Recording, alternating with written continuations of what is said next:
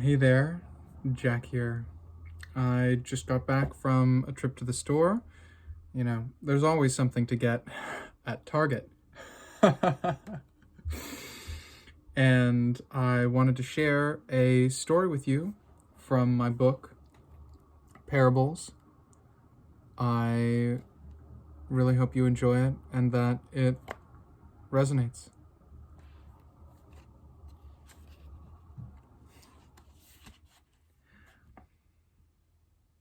Number 7. The Pariah Prince. Jafari al-Turan, exiled prince of Duwali, was examining a sword when the young man entered.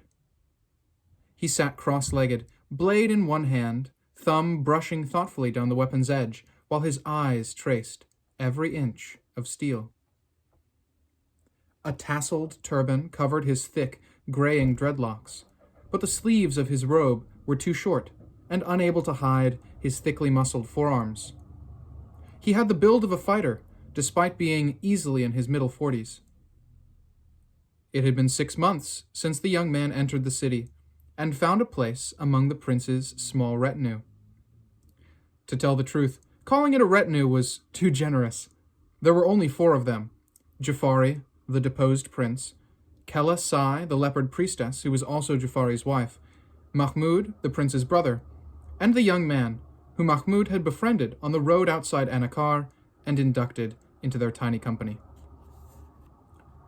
In those 6 months, the young man had had only 3 or 4 brief encounters alone with the true heir to the throne of the city. Usually, Mahmud was with them, filling the silence with his eloquent chatter, or the leopard priestess lounged nearby, her tawny eyes dangerous and watchful. But today they were alone, and the young man was tangibly aware of the gulf between them. He had begun to wonder whether Jafari would ever speak, or if he would have to begin the conversation himself. "I have been watching you," the older man finally said. He spoke softly without looking up from the sword. "Do you know why?" The young man swallowed. "Why?"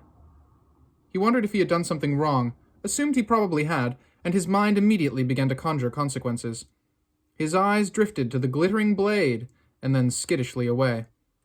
Back in Anakar, if you displeased a dust lord, the punishment was swift and brutal.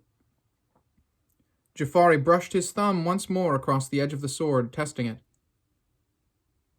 "My brother believes that you could be a gift from Sulam and Salib, the perfect instrument delivered into our hands after all this time. If you are truly our friend, your skills would be a gift indeed." The young man started to speak, to agree, to offer his skills. This was why he had come in the first place, after all, because Mahmud had intrigued him with the idea of becoming a noble rogue, a cat's paw of shadowy deeds but valiant purpose, in the service of honorable men. But the prince went on.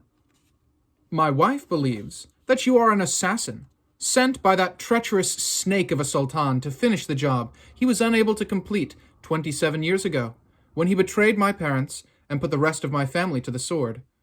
She worries that you are simply biding your time, waiting for a moment to strike." The young man swallowed his words. Now his offer might not seem genuine. Instead, he asked, "Have you made up your mind?" He resolved that if the prince lifted the sword, he would spring for the window. It didn't matter whether he was guilty or innocent. He had learned that long ago. People made their own judgments and carried out their own sentences.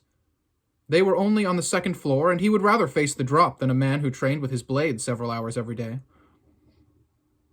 "Watch," the prince said.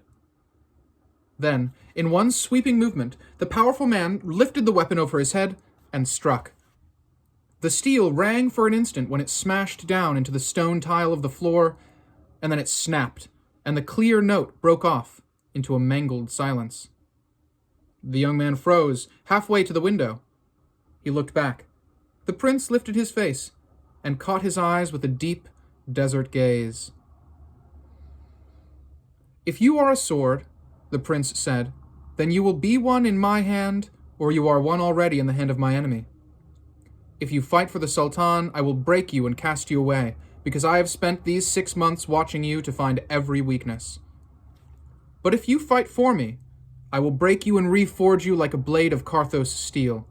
You will be flexible yet strong, sharp yet enduring, and you will help me to return as rightful heir to the throne of Duwali. The young man swayed, caught between the dark eyes and his own fear. What will it be? The other man demanded, and even though he didn't move, his eyes flared like coals in the wind, demanding a response.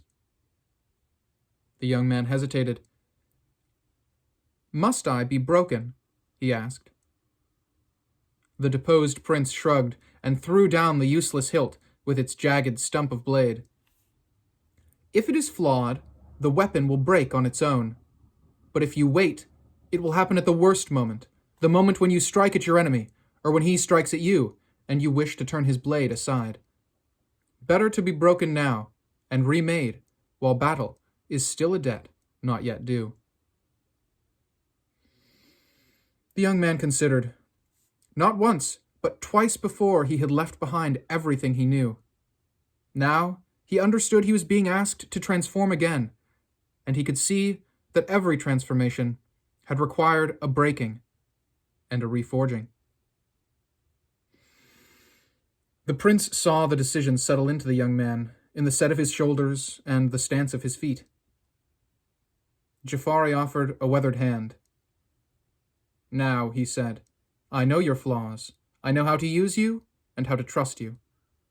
Will you be a blade in my hand? Both men already knew the answer.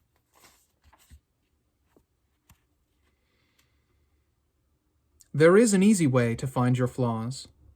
Test yourself and find where you break. Then reforge yourself stronger than before.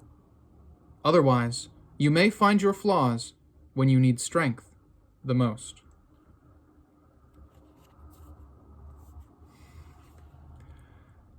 Thank you so much for listening, for reading together.